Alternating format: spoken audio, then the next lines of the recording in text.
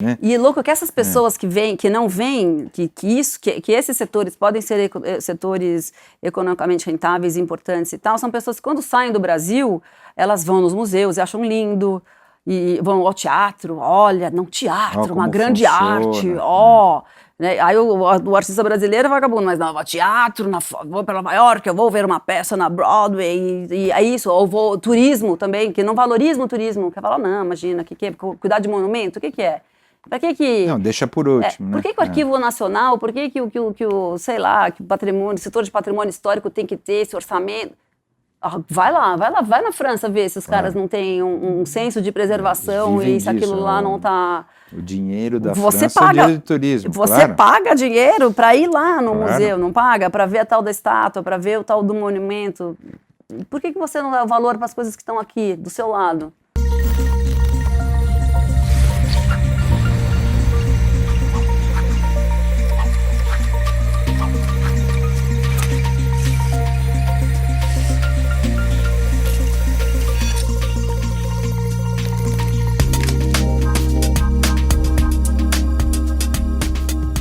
Oi pessoal, começa agora mais um Quem Somos Nós, o programa para quem tem prazer em conhecer.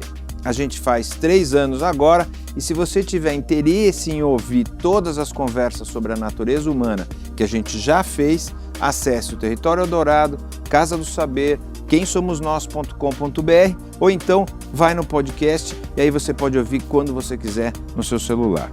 Além do novo Quem Somos Nós no YouTube, claro. A série de agora é sobre cinema brasileiro. A ideia é conversar com quem já fez cinema, com quem faz cinema e com quem conhece a história do nosso cinema. Aqui com a gente, a mulher que já fez de tudo atrás das câmeras e também na frente, Marina Persson.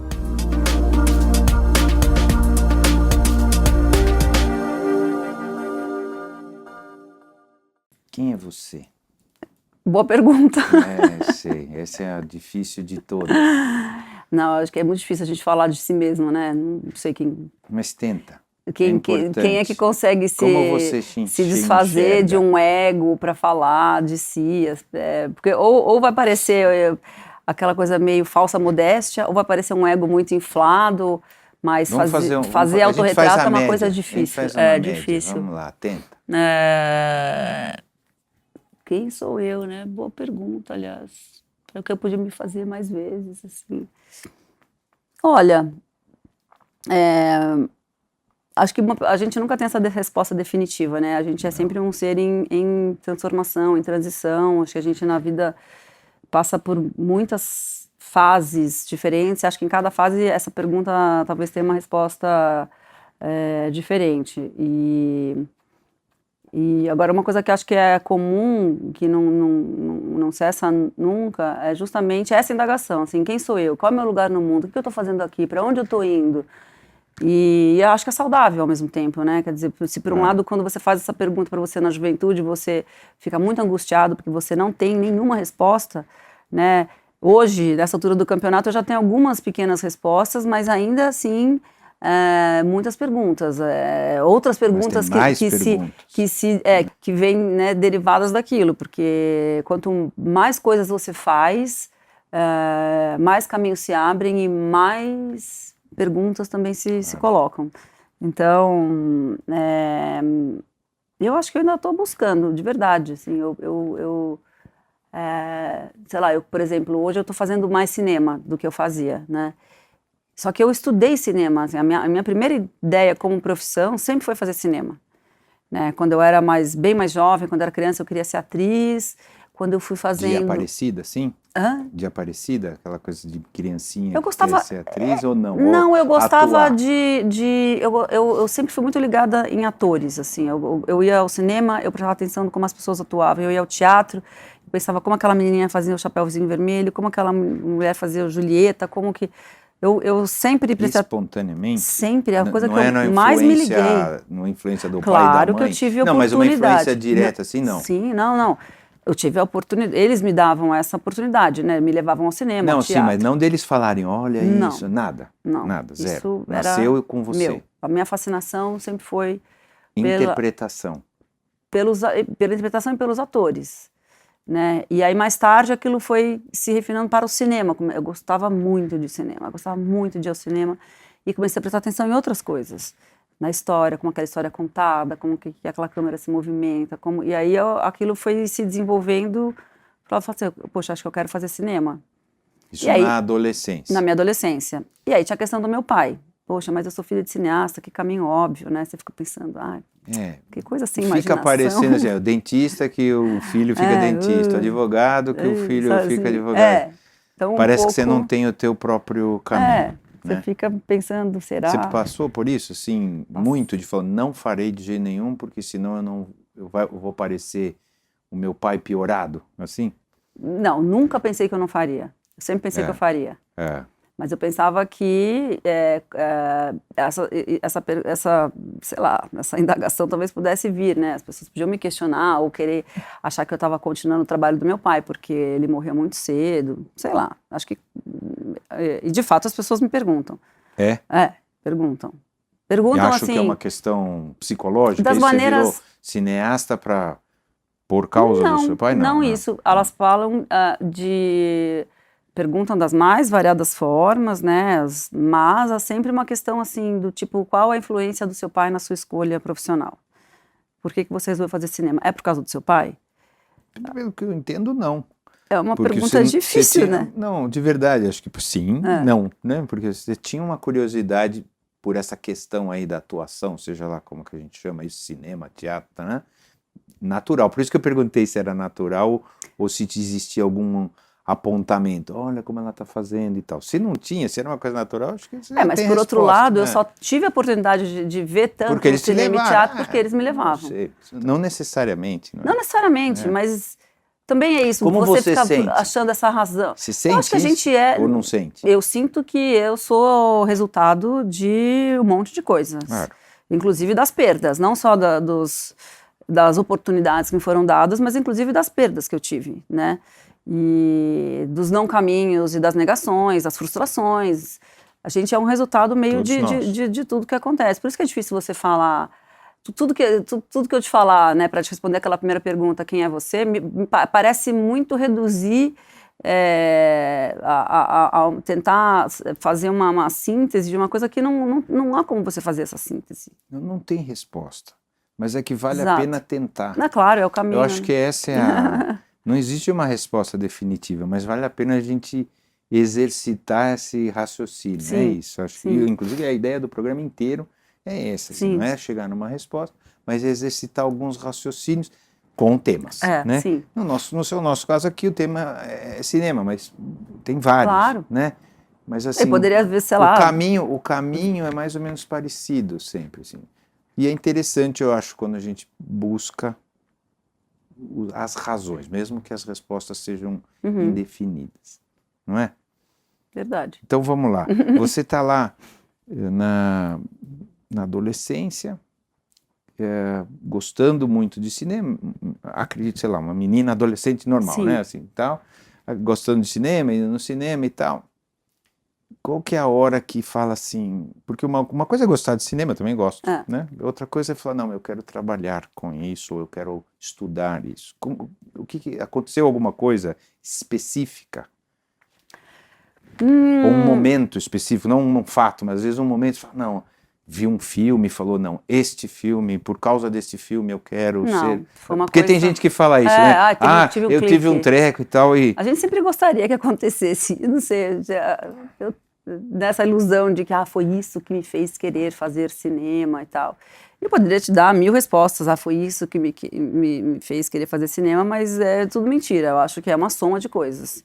Né? Eu acho que o cinema... Primeiro que eu sou de uma geração pré-videocassete, né? O primeiro videocassete que apareceu na minha vida, eu já tinha 11 anos.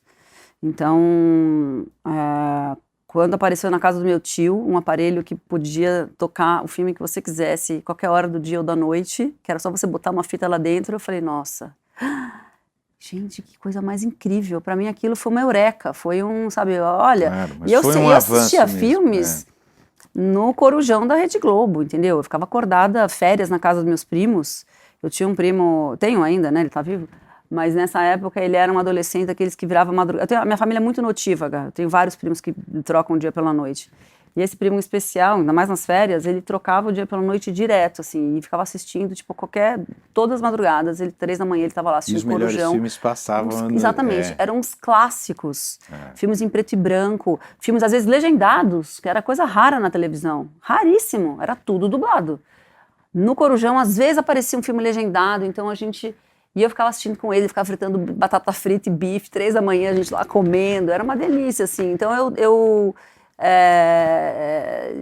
é isso, assim, o cinema sempre me trouxe muito sei lá, essa coisa de descobrir outros mundos, outros lugares, outros modos de vida, outras épocas. Eu acho que foi isso foi a primeira coisa que me fascinou no cinema, era a possibilidade de você ter uma janela para um outro mundo. Então, isso é uma coisa que só a soma consegue te dar, entendeu? Não é um filme isoladamente que faz isso, né? É você observar que, poxa, tem um filme que se passa na Índia, tem um filme que se passa no século XVIII, tem um outro filme que vai lá para os Estados Unidos e, enfim, eu era fascinada por cinema americano, mais esses filmes adolescentes, né? Tipo John Hughes e tal, né, que veio junto com o vídeo, né, então que a gente podia alugar e realugar, eu assistia aqueles filmes 8, 10, 13, 15 vezes, eu era apaixonada, assim, enfim, tudo aquilo, John Hughes, Coppola, eu amava. Então acho que foi mais por esse aspecto, assim, acho que foi o conjunto de coisas que me fez falar assim, acho que eu quero fazer isso. Eu quero poder contar uma história, ou é isso, isolar e né, digamos, eternizar algum momento de alguma coisa que eu pensei, que eu sonhei, que eu imaginei, e transformar aquilo em imagem e deixar aquilo... E tem isso, né, dura muito, né, dependendo do filme. É bom? Isso que dura? Vezes não, às vezes não. Às vezes você quer esquecer, né, lógico, mas... eu acho que a permanência, ela é legal. Eu vejo porque, por exemplo, os filmes do meu pai, né, sei lá, esse ano a gente tem 2 efemérides importantes, são 40 anos da morte e 80 do nascimento. E até hoje a gente está viajando, né, semana passada eu, minha mãe e minha irmã, a gente viajou para Curitiba numa homenagem retrospectiva completa dos filmes do Persson. Poxa, o São Paulo Cidade Anônima tem 50 anos o filme, e ele tá aí, sabe, novas gerações estão assistindo e vendo São Paulo como São Paulo era no final dos anos 50, começo dos anos 60, e você tem aqueles atores eternizados lá, o Valmor Chagas, Eva Vilma, é incrível, assim, eu sou muito fascinada, né, então é isso, não tem como eu falar disso sem ficar maravilhada, assim, eu realmente gosto muito, muito, é um meio de expressão que eu realmente aprecio, assim. E aí você foi ECA, é isso? Eu fiz ECA. É isso. Mas daí você não trabalhou com Pois cinema. Aí o que aconteceu? Que é louco, não é? Hã? Parece um pouco louco, né? Você fala assim, não, a gente mora no Brasil, fazer. Né? O que quer dizer isso? A gente mora no Brasil e a gente teve um presidente chamado Fernando Collor de Mello. E eu estava saindo da faculdade, meu plano era, eu vou ser diretora, eu vou ser fotógrafa, eu queria fazer isso da minha vida. Eu já estava trabalhando como assistente de direção, como assistente de fotografia, tinha feito outras coisas de produção que eu detestava, som, tal, que eu me achava meio maçante. Eu gostava mesmo era de ficar perto A fotografia e a direção, elas são muito... Claro. Assim, o fotógrafo e o assistente de fotografia é o único cara que nunca sai do set, né? Fora o diretor. É a única pessoa que não arreda. Então eu fazia isso, eu fazia assistência de fotografia, eu era segunda assistente de câmera, carregava aquelas malas, mas eu estava sempre colada ali. E assistente de direção. E produção eu detestava porque justamente você não ficava no set. Eu falava, que porcaria é essa? O que eu tô fazendo? Eu quero ficar ali do lado, eu não quero sair pra gincana, ficar procurando coisa na rua, o que tá faltando. Eu gostava dali, né? Tem gente que é o contrário, tem gente que abomina set, né? Montadores. Não, chato, pelo amor de Deus, chato, não me manda para um set, eu quero ficar trancado numa sala. Não sou eu essa, eu gosto de ficar ali. Aí enfim, saí da ECA, já trabalhando em alguns filmes, e aí veio... Filme longa e tal? Longa. Porque no Brasil tem muita gente que faz a ECA e vai trabalhar como propaganda, né? Muitos dos meus colegas foram, porque é onde dava dinheiro, onde dá dinheiro. Não, onde tinha... Tem emprego, é verdade. Na porque minha o Brasil, época, a formação do cinema brasileiro passa bastante, né? Claro, Pela sobretudo a indústria de formação propaganda. técnica, né? Pela Super. indústria da propaganda, porque não tinha É. muito espaço para trabalhar, as pessoas acabavam indo para a propaganda, não é isso? Você não passou. Não, eu Tá. nunca quis. Já te explico, porque assim, Não, quando aconteceu, de eu sair da faculdade e tal, enfim, eu já estava trabalhando, já tinha feito alguns longas-metragens como assistente de direção e tal. Veio o Plano Collor e o fim da Embrafilme. Então, todos os trabalhos que eu estava meio engatada para fazer foram cancelados. Cancelados assim, da noite para o dia mesmo, né? no meio do caminho. Mas assim, do dia para a noite, literalmente. Você lembra? Lembro. Tinha gente que estava com dinheiro para a operação da filha e não pôde operar, sabe assim, é isso, né? Teve gente que se jogou do prédio, teve gente que, um monte de coisas, né? A minha tragédia particular foi desse tamanho comparada com a de muita gente. Eu fiquei sem trabalho. E aí, era isso, as perspectivas eram, tipo, terríveis. E aí eu estava também desempregada, assim, sem perspectiva de trabalhar, pagando aluguel, fora da casa, já tinha saído da casa da minha mãe, eu era, né, jovem, mas eu já morava no apartamento sozinha e tal, sozinha não, com umas amigas. Aí apareceu uma oportunidade de ir para a MTV. E aí, enquanto muitos dos meus colegas foram fazer publicidade... Para trabalhar atrás das câmeras. Atrás das câmeras. Eu fui ser produtora do Cine MTV, justamente porque eu conhecia... Tinha feito cinema. Exatamente. Falava inglês, tinha uns pré-requisitos. E eu conhecia as pessoas, eu conhecia o cinema, enfim. Só que eu não manjava nada de televisão. Eu não sabia a diferença entre uma fita beta, uma Fitomatic e uma VHS. Eu achava que era tudo, sei lá, entendeu? Não é o caso, né? Eu não sabia nada de TV. Só que, enfim, é isso, né? Eu entendia de cinema e então o assunto os do meus programa atributos era esse, compensavam a minha falta de experiência. Essa ignorância em televisão. E aí eu fui, mas muitos dos meus colegas foram fazer publicidade. E eu cheguei a trabalhar em alguns comerciais na época que eu fazia assistência de câmera e nunca fui assistente de direção, eu fui assistente de câmera em comercial. E confesso a você que eu fugi daquilo como se fosse assim. Eu falei, não, eu não quero fazer isso. Primeiro que eram muitas horas, né? Era um trabalho muito, muito estafante, assim. Só que depois de um tempo, né? Quer dizer, eu fui para televisão, vários meus colegas foram fazer publicidade. Aí, sei lá, 2, 3 anos depois, estava eu lá camelando na televisão e meus colegas assim comprando apartamento e sabe assim, e aí já fazendo o primeiro longa. Que eu fiz? Aí você se questiona, será que eu fiz a escolha certa, né? Mas é isso, tinham duas coisas que eram muito atraentes na publicidade, que era o primeiro dinheiro é isso. E a possibilidade de você, exatamente, de você poder se apurar tecnicamente para enfim, para fazer a frequência cinema, a frequência com que você seja. filma, né, em publicidade é muito maior do que no cinema normal, vamos chamar assim. Claro. Então, o cara vai treinando, você acaba de sair da faculdade, você treina muito mais, além de ser melhor remunerado, né? E o curioso é que meu pai fez publicidade, né? Nos anos 60 também, final 60, 70, Só que, ao contrário da minha época, em que você fazer publicidade, você cineasta, fazer publicidade era uma coisa legal, beleza, imagina, vamos lá, isso aí, vamos, né? Na época dos anos 60, era tipo como se ele fosse um pária, né? Tipo assim, como assim? Você faz cinema, você não faz publicidade. Tinha um preconceito, né? De que você estava... Até hoje. O Fernando Meirelles nasceu de publicidade e virou cinema, mas no começo as pessoas questionavam muito porque ele nasceu de publicidade. Fez a ECA também, uma história parecida, antes da sua, né? Mas fez televisão também, né? Fez também. Horário eletrônico e tal. O Fernando tem uma exatamente. Formação de... Passou por televisão, mas preciso pagar as contas, normal, né? Isso já aconteceu com muita gente talentosa, né? Que a propaganda sustentou, muita gente talentosa num determinado período, e aí cada um foi procurar o seu caminho.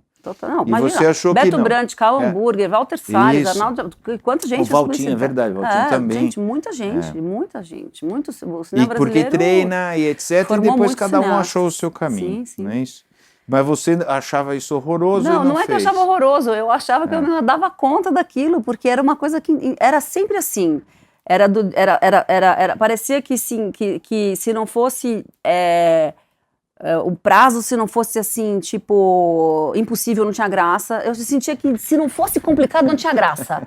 Tudo tinha que ser assim, sabe? Você virar à noite, essa coisa da gincana, que coisas impossíveis, e tudo, sabe, pra ontem, sempre atrasado. Uns prazos. Assim, mas não é um desejo, é uma E aí eu falava necessidade. assim, gente, o que é isso? Não quero isso, sabe? Tipo, eu saí correndo, falei, não quero fazer isso na minha vida. Na televisão não era assim? Não quero esse estilo de vida. Muito menos. Muito, muito, muito menos.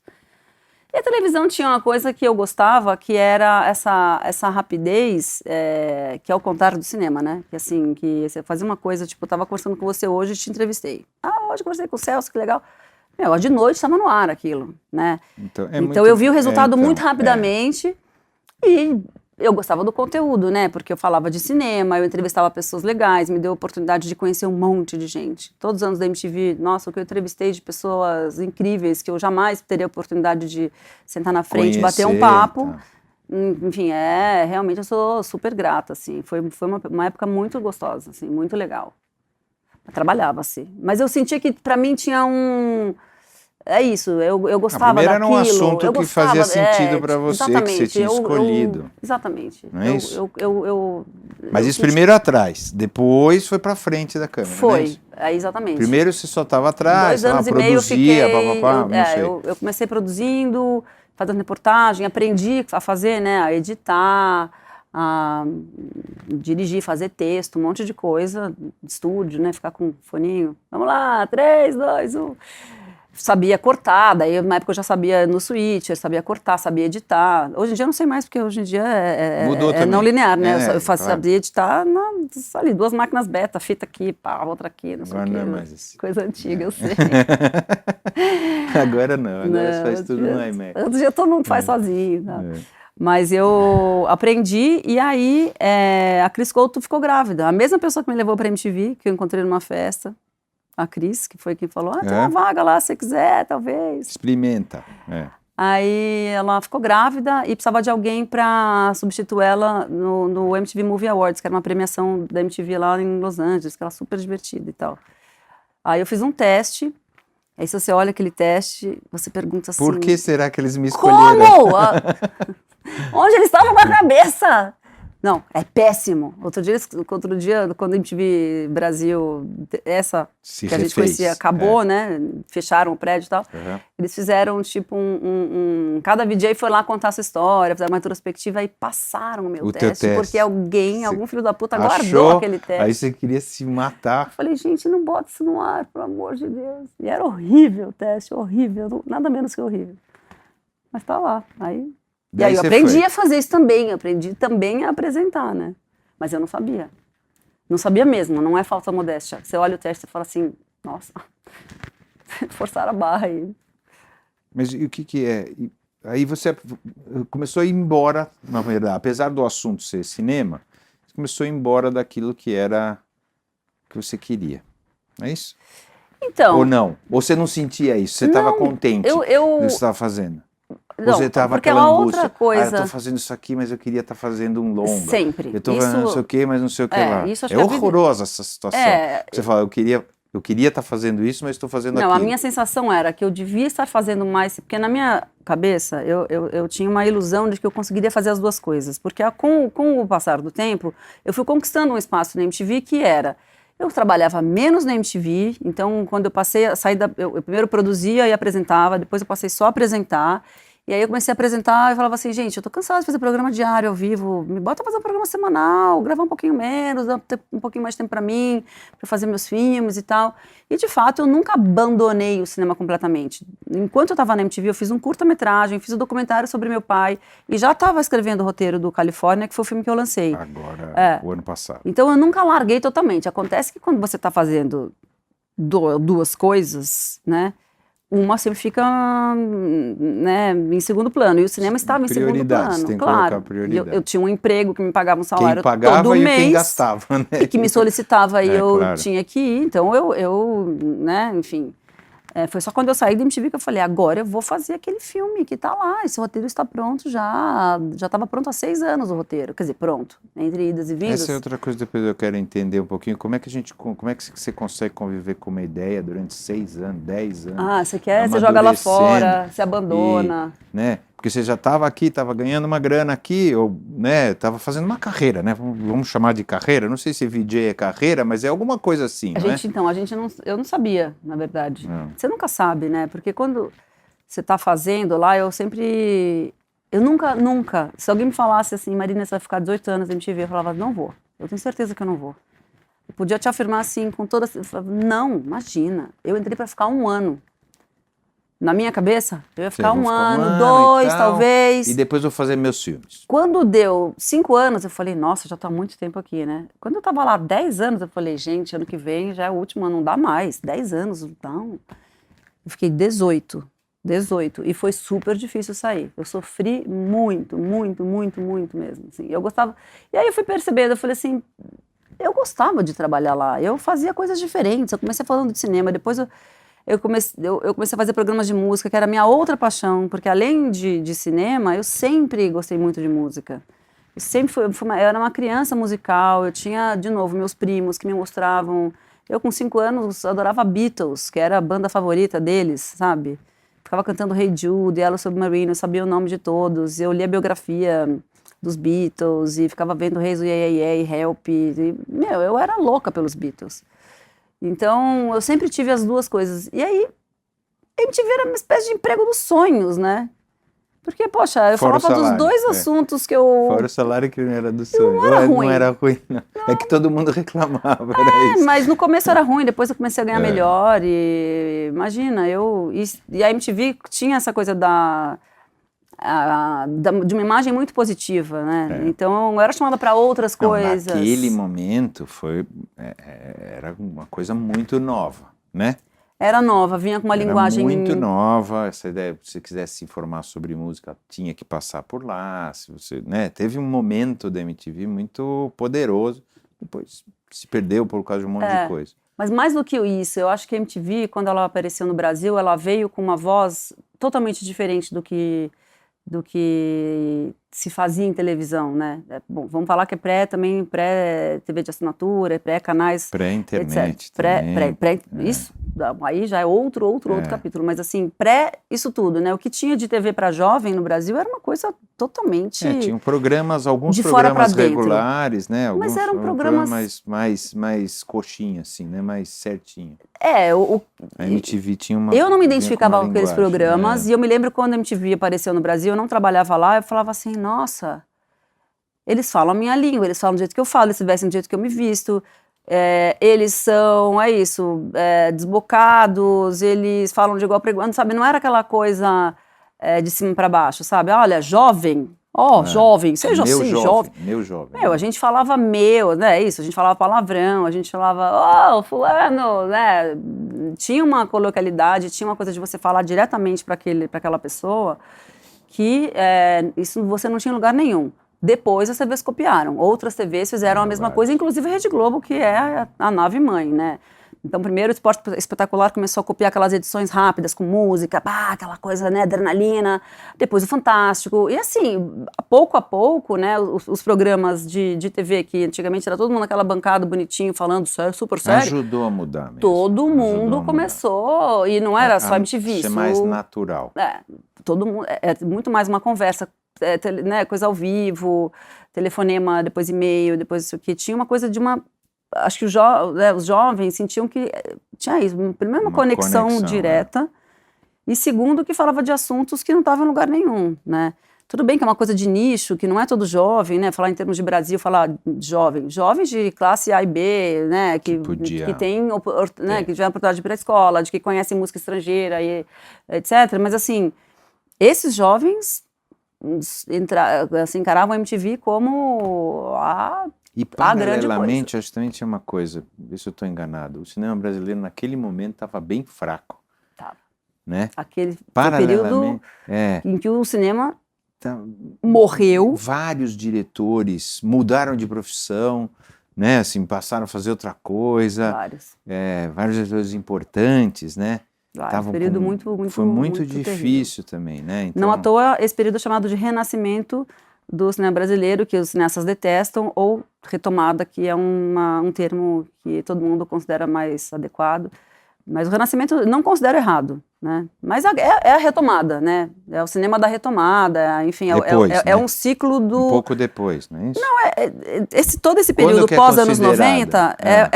90, o cinema dos anos 90 em Tem um diante, marco? a retomada. Tem um marco? As pessoas Tem. entendem qual é? O Carlota Joaquina. Ah. Foi um filme que fez 1 milhão de espectadores, um filme desse tamanho, que a Carla conseguiu levar para o Brasil. É verdade, você tem inteiro. razão. É. Você tem razão. É o- De repente, o filme brasileiro já não existia mais e um filme... É verdade, você tem razão.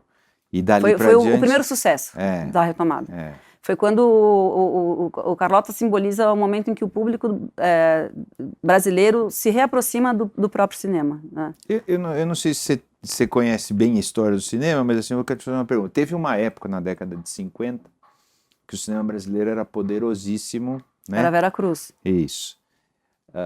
E chanchadas, né? Mazzaropi. Isso, exatamente. Muito mais humor, né? Música e humor, né? Acho que essa era um pouco a...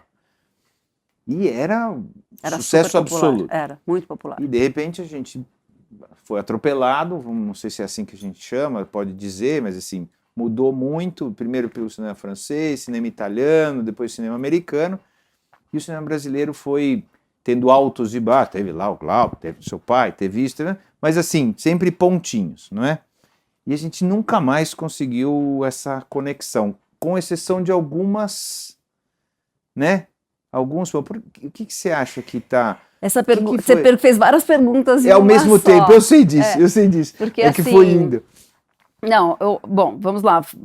O cinema brasileiro ele tem uma vocação popular desde sempre, né? E ele é feito de ciclos. A gente tem, sei lá, ciclo de Cataguases, que é Humberto Mauro e tal. Ciclo da Vera Cruz, que é isso que você estava falando, né? A época da Vera Cruz, que são os Foi filmes talvez dos anos o 50. auge, o momento de Então, mas o auge, auge, não é? porque assim, o que aconteceu... Não auge de prestígio, estou falando o auge de ligação com o povo brasileiro. Né? Porque a gente estava falando dessa conexão com o povo brasileiro, né? Eu não sei dizer, porque, na verdade, o cinema dos anos 70 era muito popular também, né? Eu não sei te precisar isso, mas eu acho que o cinema brasileiro, ele sempre Dona Flor, teve... é isso? Estou falando? Dos anos 70 Dona é Flor Dona já Flor? Dona Flor já é anos 70. final dos 70, né? Não é isso? Por aí? 76, por aí, 77. Não tenho certeza, estou chutando agora. Não, Mas o que eu digo é o seguinte, que a Vera Cruz, o que aconteceu com a Vera Cruz é que ela faliu. A empresa, ela tinha um modelo de produção americano, sendo que o cinema americano ele é único no mundo, né? Ele é único, quer dizer, os únicos países que vivem, que o cinema vive e que sustenta com seu próprio público é a Índia e Estados Unidos. Ninguém mais. Todos os outros países, todos, sem exceção, o cinema ele depende de subsídios e governamentais, e muitos governamentais para sobreviver, senão ele não sobrevive. Tá? E a França, por exemplo, o cinema ele é parte da cultura, da alta cultura, né? Também é outro país em que é único nesse sentido, entendeu? Por exemplo, né, na Alemanha é a literatura, em outros países a alta cultura não passa pelo cinema. Na França, o cinema é a cultura. Para eles assim, talvez a forma de expressão mais importante. Tá. E, obviamente, isso não acontece no Brasil, né? Então, em termos de mercado, o que você fala? O público brasileiro, a gente não tem um programa de formação de público, porque se você mostra para um jovem a vida inteira, ele só assiste filme americano, ele é criado com aquilo. Você vai mostrar um filme de qualquer outro país ou falado em qualquer outra língua, ele não vai gostar porque ele não entende aquilo. É uma gramática que ele não compreende. Eu sou mais velho um pouco. Eu fui criado com filme italiano, com filme menos francês, tinha bastante italiano e tal, um pouco já de americano e tal. É que depois foi sumindo também. A música também, tinha música italiana, tinha música francesa, e depois foi sumindo. Elas também perderam. Mas elas perderam ou aquilo foi tirado? Não sei, a gente tem complicado que entender isso. É que é a bela teoria da dominação cultural, entendeu? O que você faz? Os americanos defendem muito, eles sabem muito bem se defender, defender a sua própria cultura, defender... e isso é uma coisa que, enfim, é dita desde sempre, né? Quando eles vendem um filme, eles não vendem só o filme, eles vendem o boné, a camiseta, o modo de vida, o sonho americano, Agora, a não música. era assim, não era. Sabe, O sonho americano sim, inteira. o boné, a camiseta Não, sim. isso a vida Assim, inteira. O bonequinho, sempre. Não, isso é parte do cinema americano, é isso. Agora é bastante, dominação cultural, assim, em todas as áreas. Ele não é só o cinema, entendeu? E a gente, o mundo inteiro hoje é isso. Você vai em qualquer lugar do mundo, você tem Pizza Hut, McDonald's, Coca-Cola. Por exemplo, eu cresci isso com o cinema italiano sendo... Isso não tem o cinema não tem italiano dúvida. sendo quase que o top, e o francês, né? Era italiano e francês, então falava, isso aqui é bacana e tal, não sei o que lá. E o cinema americano era considerado um cinema de segunda classe. Eu estou dizendo como eu cresci. Era isso? Como eu cresci, né? Que era mais para blockbusters, mas não sei o que lá, mas o verdadeiro cinema era o cinema italiano, o cinema francês e tal. Mas isso no circuito de arte, de festival. Mas depois deixou de ser. Deixou de ser. Porque também não tem hoje, né? O que eu digo é, o que aconteceu primeiro? Mas o cinema americano tem de tudo. O cinema americano tem tudo. Tem o cinema tudo, americano tem desde lá de cima. Isso, arte, exatamente. é o filme americano que vai para os festivais e ganha E o que aconteceu o Festival de Cannes, e ele tem o pasteurizado lá, que é aquela coisa que é tudo igual, só muda o nome do personagem. E o que aconteceu com o cinema brasileiro? E não é só brasileiro, acho que agora é um pouco assim, também com o italiano, não, também mas então, o que aconteceu com a gente? O que aconteceu foi isso, a gente gente muitas perdeu. Perguntas em uma só, mas eu vou tentar... Então vamos indo. Vou tentar resumir Entendeu? aqui. Por que a gente ficou tão distante? Por que a gente perdeu isso? Por que o filme argentino, outra pergunta a mais, faz mais sucesso no Brasil do que o filme brasileiro? Então tá, você acha que esse período em que a gente ficou, que os cineastas ficaram sem trabalho... Não, então, eu acho que isso tem uma importância enorme, por isso que, por isso que a pergunta está aqui. Né? Isso quer dizer, enquanto enfim, o cineasta, sei lá, poderia ter feito 10 filmes na vida e ele fez 2, aquela expertise dele, aquele saber fazer, talvez tenha ficado um pouco enferrujado. Você concorda? Claro, a gente melhora quanto mais... fazer. Claro, quanto então, mais assim, a gente faz... se você não faz... se você faz 10 filmes por ano, também, poxa, quantos desses filmes vão ser... bons, entendeu?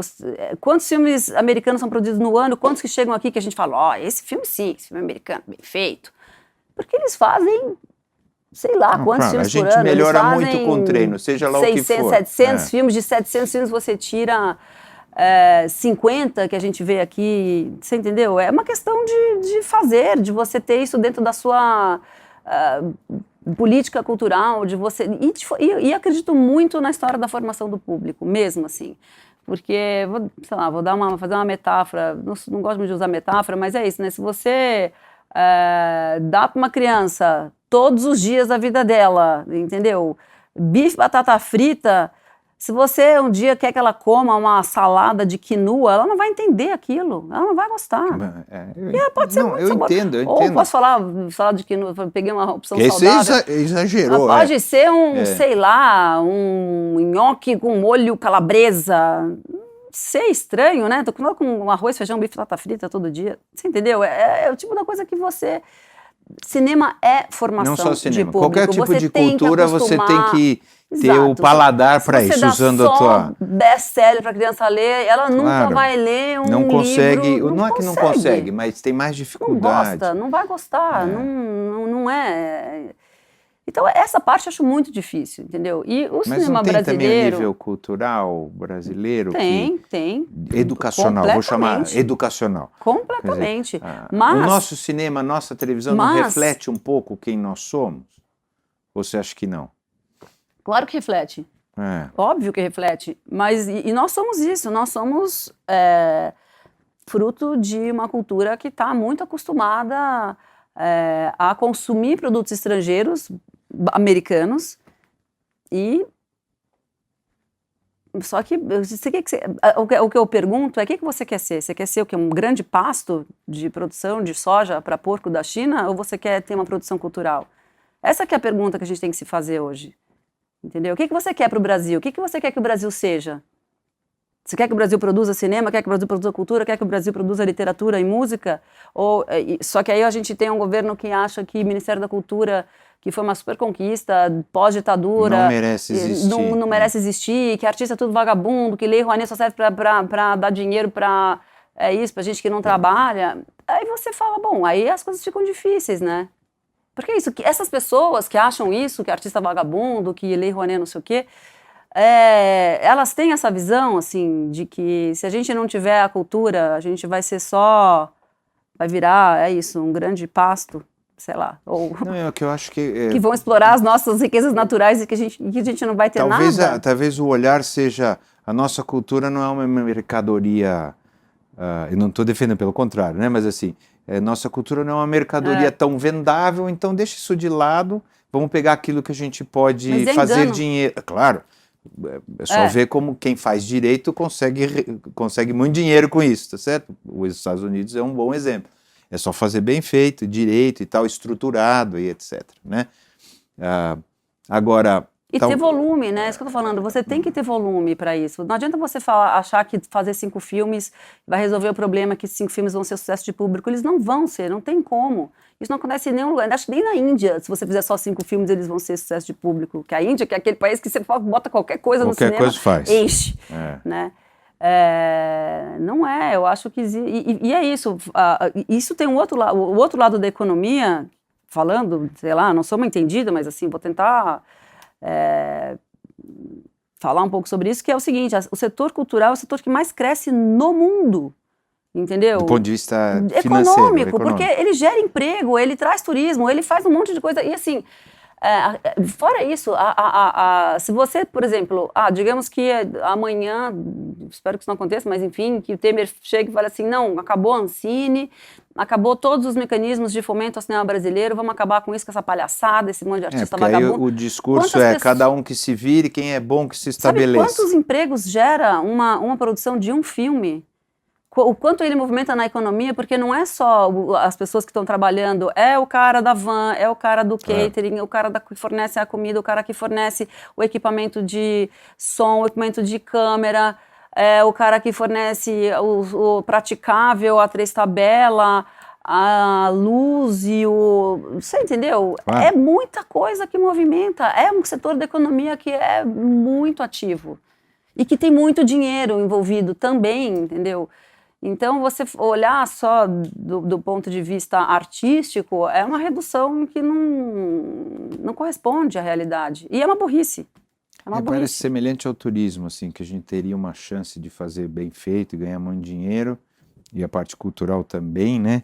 Me parece um pouco o mesmo tipo de miopia, assim, né? E é louco que essas pessoas que não veem que esses setores podem ser setores economicamente rentáveis e importantes e tal, são pessoas que quando saem do Brasil, elas vão nos museus e acham lindo, e vão ao teatro, olha, não, teatro, uma grande arte, né? Aí o artista brasileiro é vagabundo, mas não, vou ao teatro, vou para Nova York, eu vou ver uma peça na Broadway, e é isso, ou vou turismo também, que não valoriza o turismo, quer falar, não, imagina, cuidar de monumento, o que é?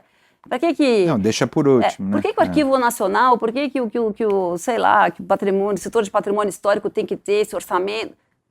Vai na França ver se os caras não têm um senso de preservação e se aquilo lá não está... O dinheiro da França é o dinheiro de turismo, Você paga dinheiro para ir lá no museu, não paga? Para ver a tal da estátua, para ver o tal do monumento.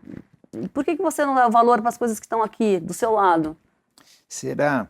Quer dizer, fora essa coisa utilitarista, assim, será que as pessoas compreendem cultura como uma prioridade bem lá embaixo? Quer dizer, tem um lado utilitário, mas não estou vendo o dinheiro aqui, então deixa para lá. Esse é um jeito. O outro não, primeiro temos que resolver dívidas, depois temos que resolver isso, depois temos... Aí Entendi. Educação, o lado pragmático, aí do não sei o que lá, aí negócio de fazer filme, esse negócio... Depois a gente vê isso. Será que existe? Eu não sei, não, é que isso é um erro, né? É claro, é uma inversão de... Se você for esperar resolver o problema da educação ou da saúde e você deixar todo o resto de lado, o país não anda, né? E não estou falando nem da cultura só. Claro. Não anda por nenhum lado. Então você não pode fazer isso, porque senão você mata um setor que você depois não recupera. É que nem você desmatar uma parte da Amazônia achando que na hora que você parar de plantar soja, aquilo lá vai crescer. Não vai nunca mais crescer. Mas vai demorar porque muito. não depende. Vai demorar bilhões de muito. anos. Nós não vamos ver. Não vai estar aqui para isso. Vai, mas nós não vamos inclusive, ver. se a gente hoje, se nada mais funcionasse na cidade, você sabe que em pouco tempo né, a gente vê nessas cidades abandonadas são que fortes. As árvores a natureza é muito poderosa. Do concreto, exatamente. Ela é muito poderosa. Mas eu digo assim, não seria um prazo possível, né? Então, as coisas têm que andar junto. E isso, enfim, isso é uma coisa, é um conceito que acho que ele é...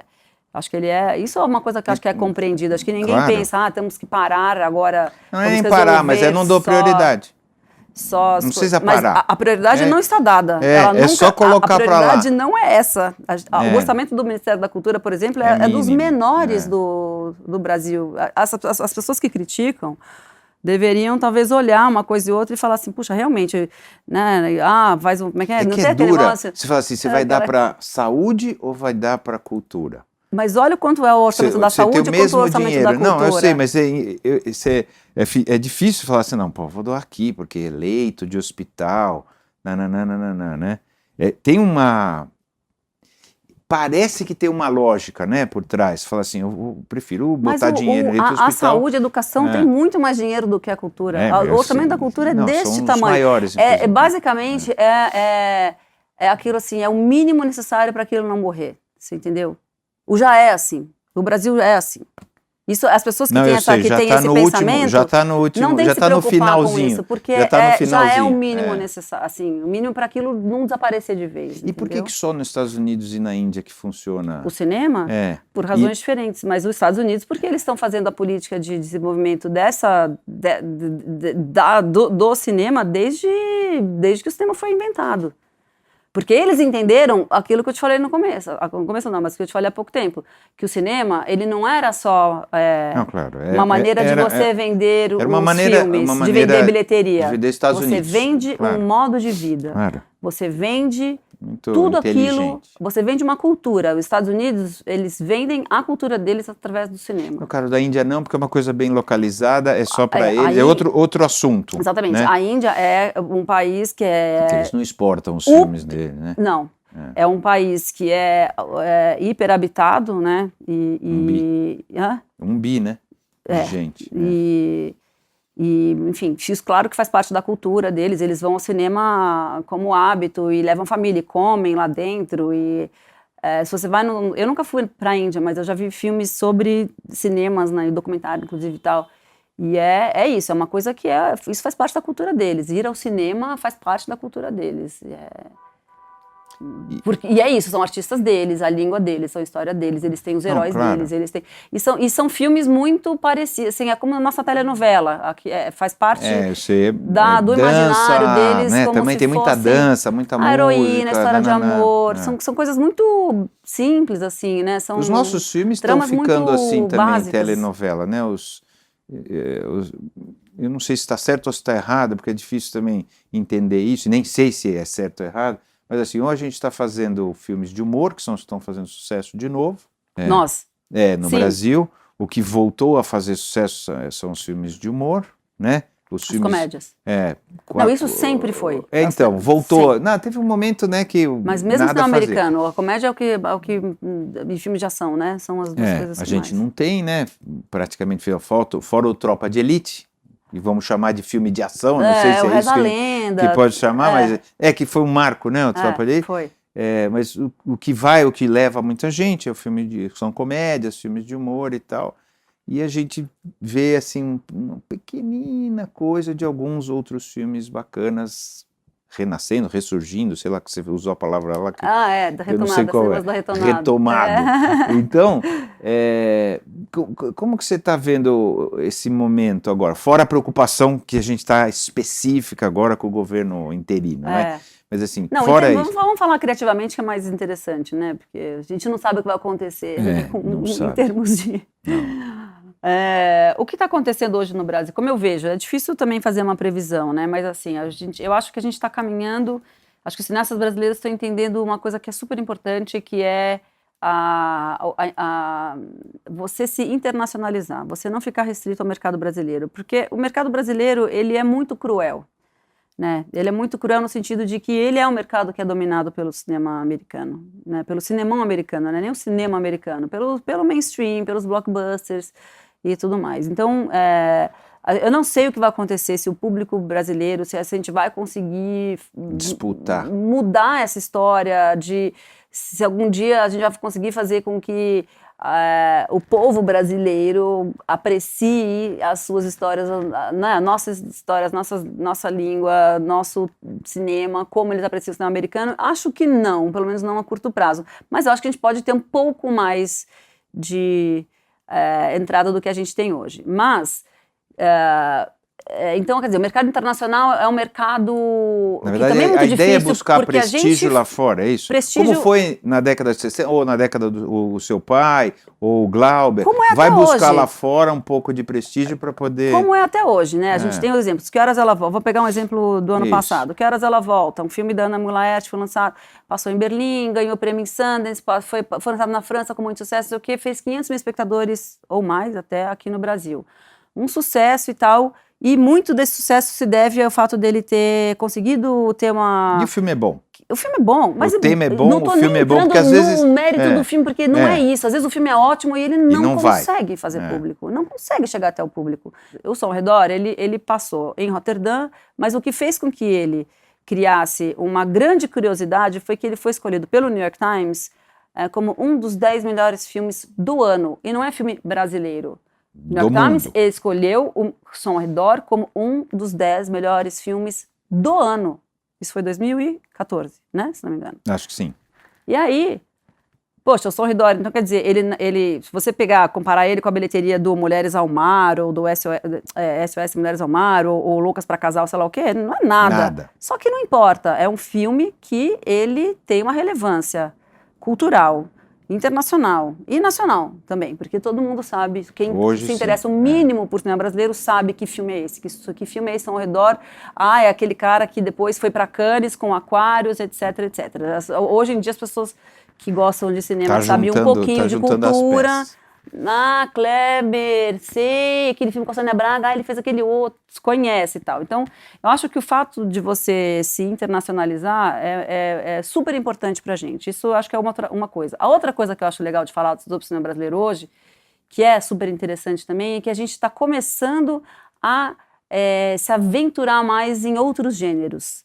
Porque o cinema brasileiro é feito de drama, de comédia, e meio que isso, filme histórico, né? Não estou falando dos documentários, né? Tá. Documentários, sim, a gente tem daí muita variedade, filmes musicais e filmes engajados, e filmes políticos. A gente tem o documentário, tem variedade, talvez ele tenha mais diversidade. O cinema brasileiro está começando a brincar com terror, suspense, filme de ação, filme, sei lá, de tribunal, sabe? São esses gêneros que, poxa, o cinema não passava por aqui. A gente tinha um pouco de sei lá, talvez falte quantidade mesmo, volume, porque se a gente tivesse talvez uma produção um pouco... Aí você pode variar também, porque quando você também você vai fazer um filme em 5 anos, você não ficou quantos? 6 anos, não é isso? Fazendo eu fiquei filme? 8 para fazer o Califórnia. Então, filme. É que eu não sou... Não, mas tem muita gente assim, mas tem muita gente, né? Que você faz o primeiro, 3, depois você demora 4, não sei quanto 5, para fazer o segundo, 6 anos e tal. A vida do cineasta brasileiro você tem que escolher né, para fazer durante esses 6 anos. Então acho que também tem isso também, né? Eu vejo com bons olhos isso que eu estou te falando, assim, de que eu acho que o cinema brasileiro está começando a desabrochar nesse sentido, assim, de entender que a vocação internacional, apesar da gente estar muito isolado, que a gente fala uma língua que ninguém mais fala, não sei Portugal, não sei o quê, eu acho que tem aí uma possibilidade, e essa coisa dos gêneros, eu acho que é isso. Eu acho que pode ser bom pra gente. Por que o cinema argentino faz mais sucesso do que o brasileiro? Não sei. É uma coisa assim... Eles têm uma coisa Tem uma pegada do dia a dia, aquela coisa e tal, não sei o que lá, que vai bem no Brasil, né? Os filmes argentinos... Não os filmes argentinos, porque também é uma generalização. Alguns filmes argentinos vão muito bem aqui. Também. São bons, né? São bons. Eu acho que eles têm primeiro, bons roteiristas e valorizam essa parte do roteiro, porque, assim... Nós não temos. Isso é uma coisa recente no Brasil. Começou-se a valorizar o roteiro há coisa de 10 anos pra cá. O roteirista era meio o mesmo cara que ia dirigir.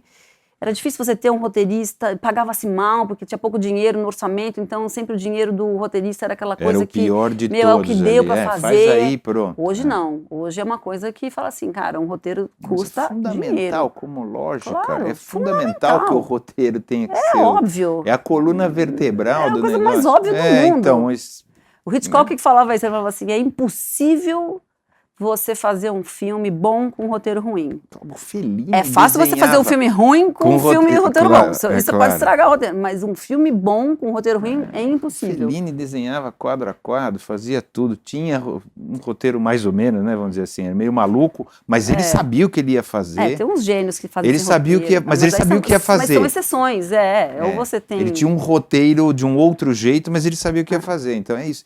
E de repente a gente não achava que... Então, isso não é tinha recente. uma mística também?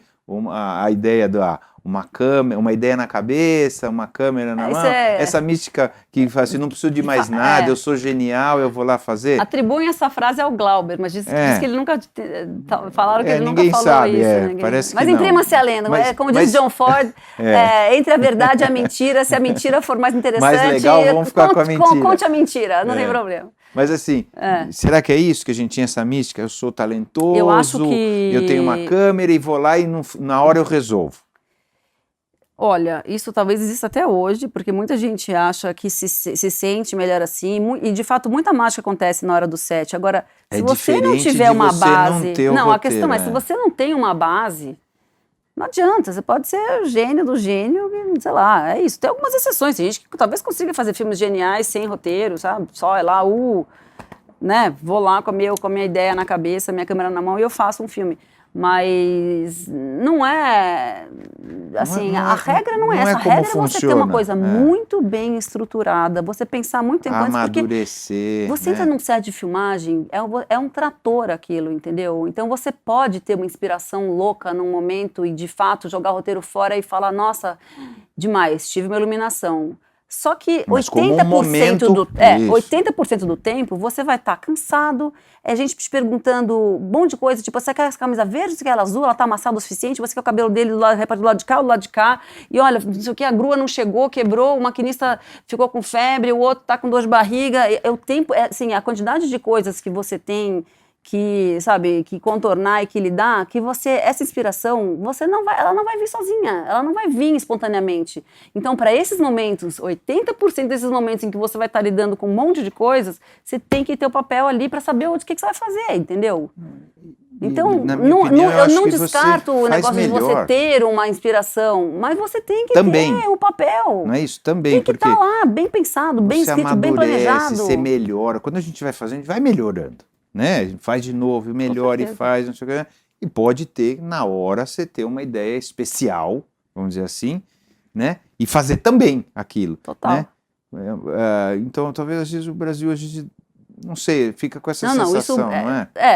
Falo Brasil, mas eu digo assim, eu acho que é muito difícil a gente, hoje em dia, de você generalizar, porque eu acho que é difícil você falar ou cineastas brasileiros, ou claro, é horroroso, porque eu acho que, mas como vamos generalizar então, eu acho que pelo contrário, eu acho que o Brasil, ou enfim, o que é que seja o Brasil, os cineastas brasileiros, algum grupo, uma pequena parte que seja, já entendeu, inclusive os mecanismos de fomento também já entenderam isso. Então o roteiro, a parte de desenvolvimento do roteiro já está sendo reconhecida como uma parte fundamental e essencial. Então, o fundo setorial, ou as majors, ou enfim, elas estão começando a entrar nos projetos para desenvolvê-los. Isso não quer dizer que o filme vai ser feito, porque você pode desenvolver e aquilo não dá certo. Não vai rolar. Então, você tem, e isso eu acho muito importante, isso está começando a acontecer, e seria uma pena se isso não continuasse desse jeito, porque é só assim que a gente daí vai ter uma base consistente, pessoas treinadas para isso, faça que aprendem. Filmes que são resultado desse desenvolvimento, desse apuro técnico que vem da escrita, que vem do roteiro, do pensamento, do planejamento. Entendeu? Porque é isso, você perfeito. consegue vislumbrar um filme a partir de um roteiro. Claro. Ou uma série de TV que seja, porque a gente está falando de cinema só, mas o audiovisual brasileiro ele é mais que isso hoje em dia. Né? A gente tem muita coisa sendo desenvolvida para televisão, de telefilmes, a séries, mesmo as telenovelas, que as telenovelas eu nem considero porque elas já andam com as próprias pernas. Estou falando assim da parte de desenvolvimento criativo, De dramaturgia, fomento. toda a questão de dramaturgia filmada, vamos chamar assim, captada eletronicamente, e toda essa aí, de verdade, tá acontecendo um desenvolvimento, mas ainda está muito porque está no começo. Não é isso? Porque está no começo. Por exemplo, tem esse programa do Fundo Setorial para núcleos criativos, que está acho que no 3º ano só. E o núcleos criativos é exatamente isso. Você, como produtora, você vai lá ou você manda uma carteira de projetos de desenvolvimento, acho que são 10, que podem variar entre filmes e séries, e se ela for aprovada, você ganha um dinheiro X, durante um ano você tem que desenvolver aqueles projetos. Entendeu? E aí você pode renovar ou não renovar eles, enfim, se você tem que produzir pelo menos 3 daqueles 10. Eu estou chutando os números que eu não sei de cabeça, tá? Mas digamos que você tenha que produzir 30% daqueles que você foi pago durante um ano para desenvolver. Se você não produz, aí você perde, enfim. Mas é um mecanismo que é isso, que ele entende exatamente esse assunto que a gente está falando, que você tem que fazer a coisa ser bem planejada do roteiro. Estruturado, maduro. Do roteiro. O Hitchcock era bom nisso também, né? Os melhores são bons. Então... John Ford, Hitchcock, o Tarantino, não é uma descoberta. Woody Allen, não é uma descoberta isso, tá certo? Isso é uma coisa antiga, vamos dizer assim. Mas é porque parece, eu acho que ela talvez tenha demorado para a gente entender, porque ela é cara e você demora muito para ver o resultado.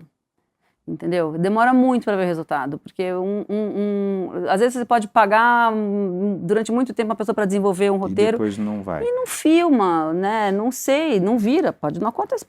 Não, poxa, não ficou bom, aí você não vai filmar, sei lá. Então, é isso, custa dinheiro. Mas você é otimista em relação ao processo do cinema? Sempre. Não sei. Não, sempre quer dizer, eu tenho otimista. obrigação de ser. Mas não é isso. Otimista, mas sim. Você acha que vem melhorando, é isso? Eu acho que nunca vai.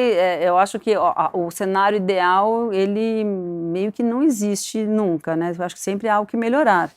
Mas, assim, o fato de que esses conceitos que a gente está falando aqui hoje são entendidos, isso me faz ficar animada, né? Eu acho que existe um caminho, sim. Eu acho que existe um entendimento, sabe? Não é aquela coisa que você olha e fala assim, nossa, realmente está tudo errado no caminho. Não, eu acho que tem um caminho, eu acho que são caminhos que possibilitam que novas pessoas entrem, que novos talentos apareçam, que novos talentos desabrochem e que tragam ideias novas, talvez com uma ousadia diferente. Isso tudo eu acho super importante, saudável. Você dá a possibilidade tanto de pessoas que já estão aí, né, há muito tempo, que elas consigam continuar trabalhando, mas que também, novas energias possam, fluir. Bom, eu estou achando até que você está bastante otimista, apesar da situação toda, apesar dessa história do ministério para cá, para lá, do olhar para a cultura brasileira e tal, o que é uma raridade. A maioria das pessoas está pessimista em relação a isso, né? Então, acho interessante. Talvez eu esteja só desavisada. Você precisa se informar mais para isso. Não, o que eu penso é o seguinte, não adianta você ter agora, nesse momento, acho muito importante a gente não abaixar a cabeça e ter uma coisa de conformismo, falar, putz, agora não deu mesmo, né? Não, agora ferrou tudo, agora, pronto, agora... Não adianta, gente. É a hora de se mexer, de falar o que pensa, de falar o que acha que tem que ser feito. Todo mundo. Fala assim, não tá certo isso, sabe? Se você não concorda com uma coisa, não sei qual é o seu... Se posicione. Independentemente da sua... Claro, da sua posição. Se coloque. Se coloque, entendeu? Né? Sabe? Então, lutar pelas coisas que você acha que estão no caminho certo, também faz parte, não é só reclamar do que tá errado, claro. Né? Fala assim, olha, tem uma coisa legal acontecendo aqui, gente, vamos valorizar. Né? Vamos continuar olhando para frente, isso. Você está acreditando no país? Eu não sei. Olha, essa pergunta agora virou num novo país. Não, eu acho que a situação política, ai, sei lá, eu nem gostaria de entrar nesse assunto, porque isso me desgasta muito. Eu acho que não, a gente tá num momento de muita... Essa polarização me deixa muito perturbada, porque enfim, justamente nesse momento em que eu tive que, coincidentemente eu lancei o Califórnia há pouco tempo, e sempre falava, você fez um filme dos anos 80, 1984, por que você quis fazer esse filme e tal? E uma das razões pelas quais eu quis fazer o Califórnia em 1984, porque foi o ano das diretas já, que foi uma coisa que marcou muito a minha geração. E nas diretas já, o que aconteceu? A gente foi às ruas porque a gente queria o fim da ditadura militar, a gente queria votar para presidente, a gente estava todo mundo gritando em uníssono, inclusive lá, todos do mesmo lado, né? Fernando Henrique, Lula, Brizola, todos do mesmo lado, gritando a mesma coisa. Nós queremos votar para presidente, fora o governo militar. E não aconteceu, né? Tudo bem, mas foi um pouquinho depois. Que o final disso foi... Foi o Tancredo morrendo. Não teve direta já. Não teve, mas foi o começo, claro. Sem aquilo a gente não teria tido a democracia de volta. Então, e aí eu olho para o Brasil hoje e eu vejo essa polarização, eu vejo famílias brigando internamente, amigos do Facebook, inimigos, pessoas se xingando. Às vezes você posta uma coisa que é contrária ao que o outro pensa, a pessoa né, faz aquela coisa, né, golpe baixo, fala coisas que realmente, assim, te ofende de uma maneira tão medíocre, mesquinha, e que é uma coisa que eu falo... O que está acontecendo, né? Não é bom, e eu porque acho as que... pessoas se revelam também, não? Não tem esse Sei lá, lado? se é bom que as pessoas se revelam, talvez seja bom, mas assim, é ruim. Não tem esse lado de vocês saber quem é o outro mesmo? Então, mas aí quem é o outro mesmo? Que eu fico chateada porque às vezes o outro mesmo é uma pessoa que eu falo, mas, né, que talvez não entenda as coisas como eu entendo, e eu, obviamente, acho que o que eu entendo é o certo. E eu vejo muita incompreensão, eu vejo muita falta de você olhar para o outro, para o próximo, e você... Enfim, quer falar de política, a gente fala. Quer? A gente fala. Não sei se valeu a pena, mas... Assim, eu estava evitando esse assunto. Tudo bem, então vamos evitar, não tem problema, a gente não precisa entrar nisso. Mas tudo bem, se é uma coisa que... E acho que incomoda muita gente mesmo, o fato da impossibilidade de se conversar de uma maneira civilizada, porque, por exemplo, sobre os diversos olhares. Porque se isso você é uma bobagem, fala, eu sou contra o impeachment, as pessoas acham que você é a favor do PT e já vira uma coisa petralha. Assim, não, olha, eu posso ser contra o impeachment. Mas não está acontecendo ainda só assim, aqui. Os Estados Unidos está assim ter também. muitas críticas ao PT. Sabe, uma coisa, e isso não é entendido assim. Mas não é só aqui. Sabe, claro, eu sei. Está acontecendo nos Estados Unidos, é uma onda conservadora. Uma coisa maluca, na França está acontecendo. Isso é verdade. Existe um espírito, vamos dizer assim, maluco que está acontecendo no mundo, né? Eu estou resumindo de jeito idiota, assim, mas está acontecendo isso. Vídeo Donald Trump ser candidato nos Estados Unidos. Então está acontecendo isso. Quem faz um idiota como esse está onde está? Mas acho que tem um significado, né? No que está acontecendo, ou não sei se a palavra é essa, se é significado, mas indica alguma coisa, que não é no Brasil.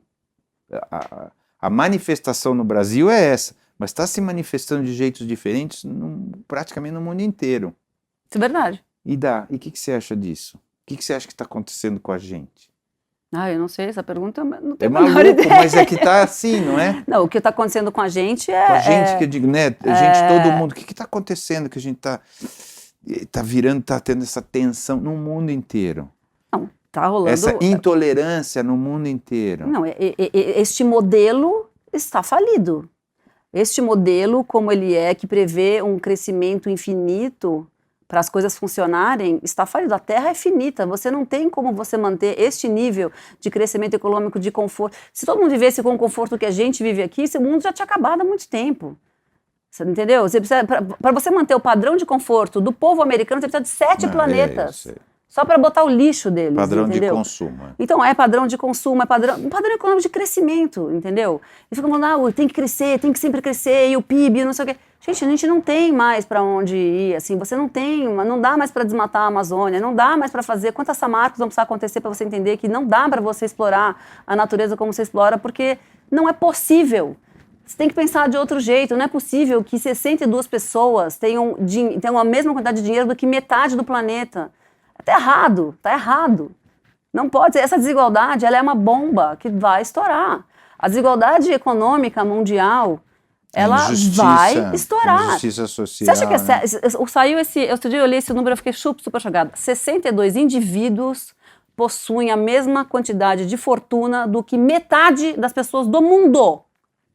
Esse número, 5, 10 anos atrás, vou chutar agora que eu não vou lembrar, mas assim, a coisa como 10 anos atrás, esse número era de 350 pessoas. Hoje são 62. Ou seja, que a concentração de renda... Isso aí é uma bomba. Isso é já comprovado. É isso que está errado. E você acha que é uma reação das pessoas, claro, e aí elas começam a ficar intolerantes. Mas não é necessariamente isso. Mas elas estão intolerantes entre elas. As pessoas elas têm que ter condições de prosperar, de ter uma vida digna. E a maioria das pessoas não tem. Não tem. Então, para mim, é isso que está errado.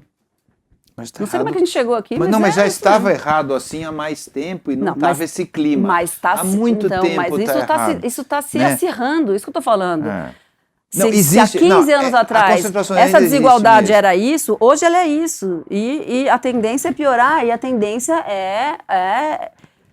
se você ler, eu nem gosto de falar disso, mas enfim, atos terroristas. Os atos terroristas são fruto de jovens que estão insatisfeitos com a própria vida, que estão sem perspectiva de nada. Entendeu? Se fizeram outro dia uma análise do perfil na Folha saiu. De quem são esses jovens? Por que eles se juntam ao Estado Islâmico? Não sei o que, são excluídos. E por que eles são excluídos?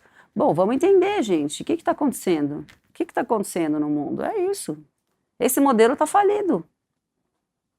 Tá. Então, eu vou encher. Tá bom, tá ótimo. Não, nada, tá.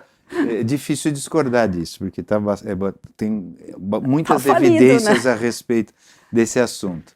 Mas eu vou usar esse momento aqui para fechar com a pergunta que eu sempre fecho, que agora não sei como é que você vai sair dessa, mas assim, então quem você acha que nós, seres humanos, ou como você está vendo a nossa experiência na Terra, né? Quem somos nós? Nós, os seres humanos, nós somos uma praga.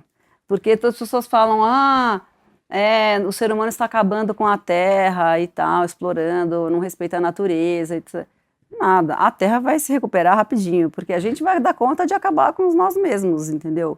O ser humano vai acabar com a própria raça humana. A gente vai acabar com as possibilidades de vida nesse país, nesse país não, nesse mundo, neste planeta. O jeito que o homem... Que a civilização, né, e que o homem explora a terra, né, enfim, ela é é uma autossabotagem, entendeu? A gente está há pouco tempo aqui e está fazendo muita besteira. Não, mas isso é uma coisa que, claro, é insignificante, assim, a existência do homem, né, os bilhões de anos, sei lá, não sei quantos anos que a gente está aqui, mas os homens não, os homens é 100 mil. O Homo sapiens, 100 mil, digamos, o Homo sapiens. 100 mil anos. Não, mas aí vamos falar um pouquinho mais, né, sei lá, vamos pegar o Homo, sei lá o quê, o anterior. 200 mil, mais ou menos, não é muito mais. É pouquinho. Né, tem alguns milhões que a gente tem alguns ancestrais lá atrás, mas assim... Exato, mais parecido é insignificante, com a gente, né? Se você pensar a nível nada. De universo e tal. Não é nada. Então, até uma amiga minha estava lendo esse livro outro dia que eu fiquei curiosa, que chama Sétima Extinção, que é a nossa, né? Que a Terra já foi extinta 6 vezes, né? Não é que a Terra foi extinta, Terra boa parte, 90% da vida na Terra... E aí e nós estamos causando nós a outra. Estamos você leu o livro? Li, muito bom. Então, nós somos a sétima. Então, quem somos nós? Nós somos essa praga que vai acabar consigo mesma e a Terra vai continuar de outro jeito e tal. Tá bom.